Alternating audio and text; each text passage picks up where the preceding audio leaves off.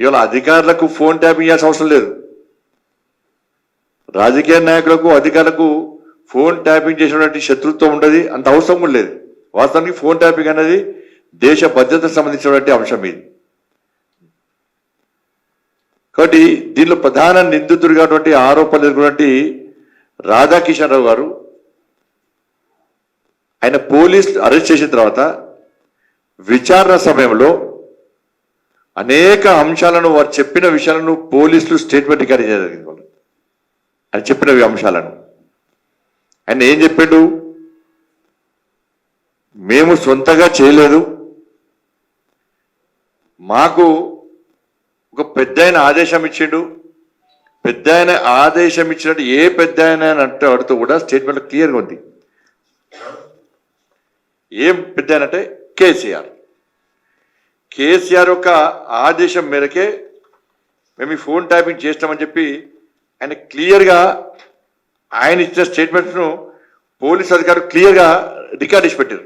క్లియర్గా పోలీస్ రికార్డులో ఉంది రాధాకిషన్ గారి స్టేట్మెంట్.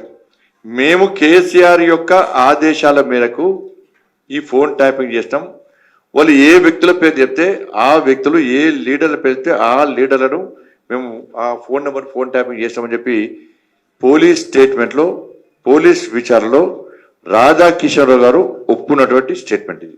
ఇది సర్టిఫికేట్ కాపీ మేమే తీసుకున్నాం. ఇది ఏ ఒక్క నేను కూడా బాధ్యత ఉన్నది. అలా ఫోన్ ట్యాపింగ్లో నేను బాధ్యతనే, ప్రస్తుతం రాష్ట్ర ముఖ్యమంత్రి రేవంత్ రెడ్డి గారు కూడా బాధ్యతలే. ఎందుకంటే అప్పుడు కేసీఆర్ను గుంజుకొచ్చింది, కేసీఆర్ మీద యుద్ధం చేసింది, కేసీఆర్ యొక్క ప్రజా వ్యతిరేక పాలనకు వ్యతిరేకంగా ఈ తెలంగాణ రాష్ట్రంలో కేసీఆర్ మెడలు వంచింది,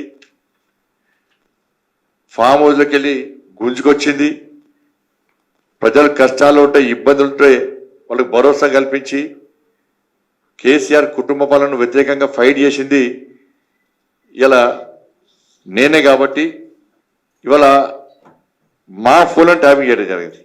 ఎంత ఘోరం అంటే ఈ మధ్యన ఒక పోలీస్ అధికారి నాకు వచ్చాడు. వచ్చి పోలీస్ ఆయన చెప్పిన ప్రకారం, సరే ఈ ఫోన్ ట్యాపింగ్ అనేది ఈ పార్లమెంట్ ఎన్నికలప్పుడు జరిగింది కాదు, ఇది అసెంబ్లీ ఎన్నికలప్పుడు జరుగుతూ ఉన్నది. దీనిలో ప్రధాన నీ ఫోన్ ట్యాప్ కూడా నీ ఫోన్ కూడా ట్యాపింగ్ చేసారు.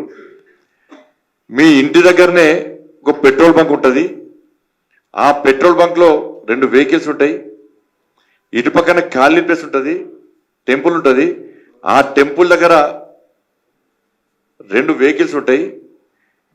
మీ ఇంట్లో కుటుంబ సభ్యులతో పాటు మీ సిబ్బంది అందరిని కూడా అందరి ఫోన్ కూడా ట్యాపింగ్ చేసారు.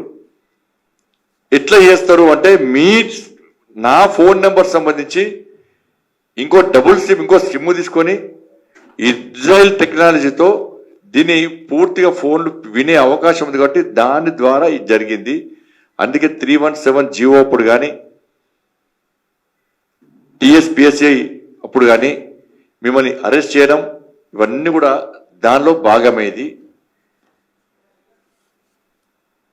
మేమిద్దరం కాదు, హరీష్ రావు కూడా బాధితుడు. ఇలా కేసీఆర్ అల్లుడు హరీష్ రావు కూడా బాధితుడే. ఎందుకంటే పాపం సంవత్సరం పాటు పాపం మంత్రి పదవి ఇవ్వాలి హరీష్ రావు గారికి. ఎందుకంటే హరీష్ రావు గారు ఫోన్ ట్యాపింగ్ జరుగుతూనే సంవత్సరం పాటు మంత్రి పదవి ఇవ్వాలి, ఆయన కూడా బాధితుడే పాపం. ఇవాళ కాంగ్రెస్ పార్టీ మీద అనుమానాలు వస్తున్నాయి. ఇవాళ రాధాకిషన్ రావు గారి స్టేట్మెంట్లో కేసీఆర్ ఆదేశం మేరకే మేము ఈ విధంగా ఫోన్ ట్యాపింగ్ చేస్తామని చెప్పి ప్రధాన నిందితుడు ఆరోపించినప్పుడు మరి రాష్ట్ర ప్రభుత్వము ఈ విషయంలో ఎందుకు క్రిమినల్ చర్యలు చేపడతలేదు? కనీసం 41 నోటీస్ ఎందుకు ఇస్తలేదు? ఇవాళ ఆరోపణ పక్కగా స్టేట్మెంట్ ఇచ్చి కాదేసారు. ఇవాళ మీరు స్టేట్ పోలీసే క్లియర్ ఉన్నది. ఇలా ఆరోపణ వచ్చినప్పుడు కేసీఆర్ కుటుంబం మీద ఎందుకు చర్యలు తీసుకోలేకపోతుంది కాంగ్రెస్ పార్టీ ప్రభుత్వం? ఇలా కేసు విషయంలో ఎందుకు ప్రస్తావన చేయలేకపోతున్నది కాంగ్రెస్ పార్టీ ప్రభుత్వం?